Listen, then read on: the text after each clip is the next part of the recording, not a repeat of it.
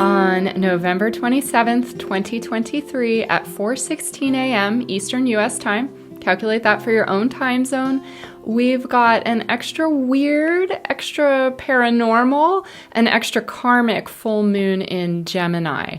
Now, there's quite a few different reasons for this, one of which includes a yod, also known as a finger of God, pointing to the full moon in Gemini.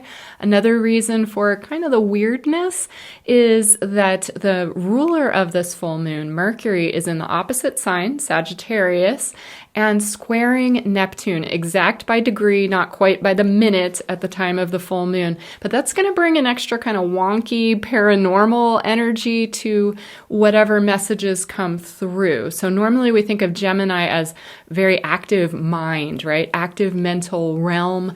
It's a sign of duality. It's a mutable sign, and there's a whole lot going on with the mutable signs at the time of this full moon. But having the ruler of the full moon square Neptune in Pisces, that adds to kind of the paranormal energy. Like we may see multiple worlds coming through, information coming through that is different depending on kind of which realm are you looking at it from. And this does actually track with Gemini. So we normally think of Gemini as the twins, but also Gemini ruled by Mercury, as I said, also known as Hermes. And in mythology, Mercury Hermes was the only god who had free passage into Hades, the underworld. And so all the other gods needed to have the permission from Pluto or Hades in order to come or go from the underworld. But Mercury Hermes was able to come and go at will. And so there's this psychopomp energy to Mercury and Gemini. And I feel like we may see more of that with this particular full moon just because of the other energies involved. So there is a kind of loose square to Saturn in early Pisces. Saturn, of course, Lord of Karma. But then we've got a more exact square to asteroid Karma in early Pisces. So this karmic element then plays in with a yod pointing up to the full moon. We'll get into that as well. I'm chiming in here after the initial editing because I goofed. For some reason, I kept saying yod instead of yod. We corrected the first instance, but there's just way too many times throughout this video to correct without doing the entire video again. My apologies. The correct pronunciation is yod. Every time you hear me say yod, just substitute yod. Okay, back to our regularly scheduled video. And so I want to start with the Sabian symbols, and then we'll kind of unpack things as we go along. But just a heads up that this full moon in Gemini is probably going to seem kind of odd. Like there's likely to be some events or information that really challenges the mind and really makes you feel a need to question reality and come up with other solutions or other explanations than might have been in the mix to begin with. So looking at the Sabian symbol, we round up, so it's Gemini 5 degrees, a revolutionary magazine asking for action. Dane Rudyard continues, keynote, the explosive tendency of repressed feelings and root emotions. Every movement overstressing one direction calls forth in time an equally extreme movement in the opposite direction. This is particularly true at the level of the dualistic mind symbolized in the zodiac by Gemini. Whether the revolutionary action is violent or peaceful, bitterly resentful or loving, the one desire is to reach beyond established forms. So again, with that kind of shamanic energy, but we're also almost getting like a Uranian energy, right? Like the revolutionary.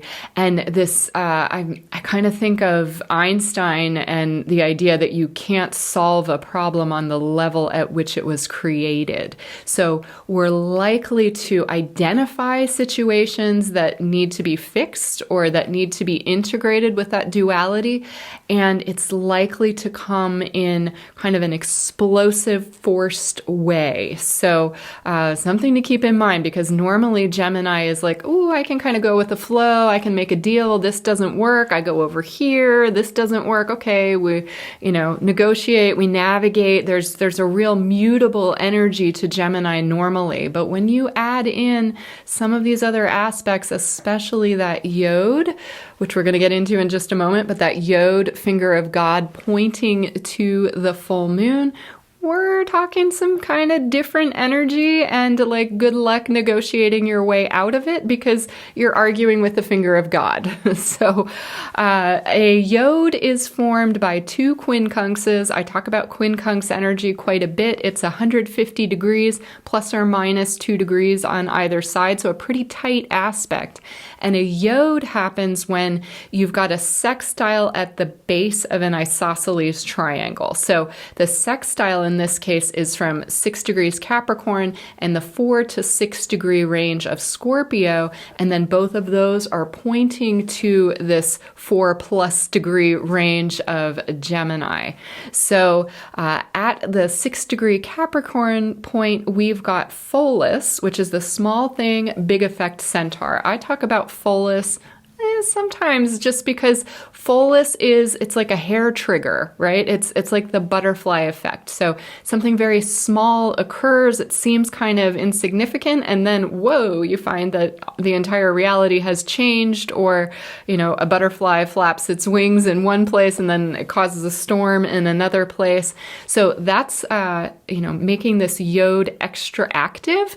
And then at the 4 to 6 degree range of Scorpio, we've got Sisyphus, Elatus, and Rhadamanthus. Now, Rhadamanthus showed up in the October 28th full moon in Taurus eclipse video. I talked about Rhadamanthus. He was a wise ruler of the underworld, a wise judge who would bring, hidden justice. So in Scorpio, we've got that underworld energy amplified, but this idea that somewhere in here, there's justice that is operating.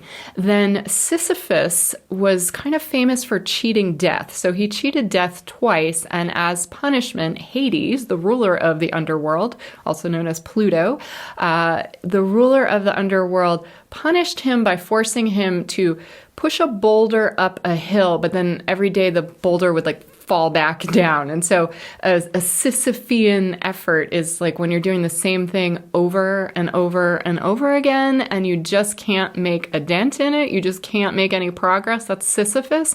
And that was his punishment for cheating death.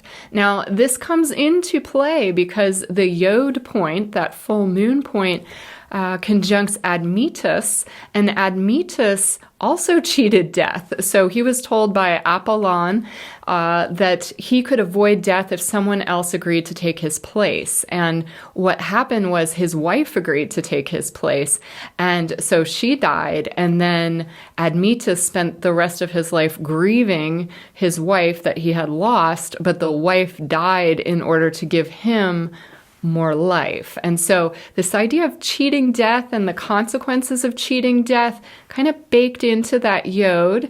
And then we've also got Elatus at 4 Scorpio. And Elatus also ties us back into that October 28th full moon in Taurus lunar eclipse, because the discovery point of Elatus was the exact same degree of that eclipse, which, if you remember, was a cantilever bridge across a deep gorge. And so this full moon in Gemini is tying us back to that very potent eclipse, the energies of which are still in effect. And we've got some repeat people here, but then kind of a different theme, this idea of cheating death and the finger of God, the yod, pointing to that full moon point. So there's some other kind of odd death energies associated with this full moon in Gemini, which is again why I mentioned kind of the shamanic energy of Gemini Mercury, because, it continues. So Hecate, the triple goddess of the crossroads, also squares this full moon from 5 Virgo. So she adds kind of like this liminal magical nature to the full moon, but also kind of like a shadow flavor. She's a dark goddess. She's associated kind of with death, with magic, with liminal spaces, with decisions that must be made, like at a crossroads. But a crossroads is also a point at which you can summon beings, you can summon magical energy into yourself to make a change. So she's squaring this full moon, but then remember, we've got asteroid Karma and Saturn squaring from the other side, from the Pisces side. So there is this, T-square intensity, and then also that finger of God, where this is not a normal full moon in Gemini. Now, there's a release point to a yod, and that's the opposite degree, the opposite. So we've got the 5 Gemini degree for the full moon point, but the sun point in this case is the release point. And that is very interesting with the Sabian symbol. It is Sagittarius 5.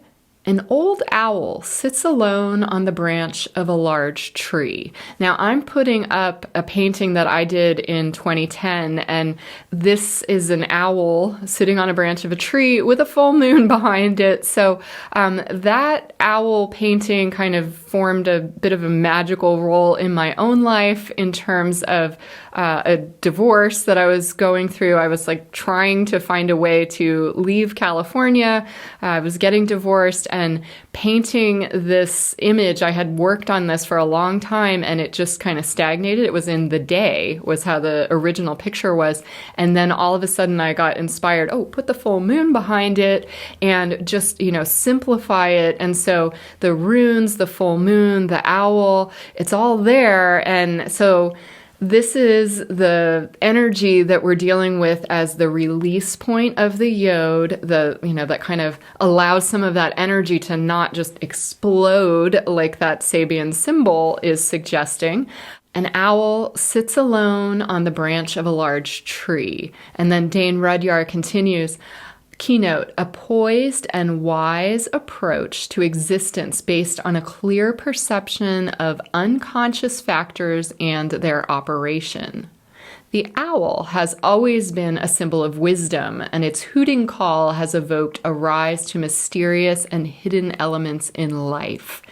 And then he continues with it. I'm not going to read it all, but this is the last of the 5 symbols in the 49th sequence. It suggests the possibility of developing a wisdom beyond tragedy, a peace and poise beyond conflict. One might speak here of translucidity.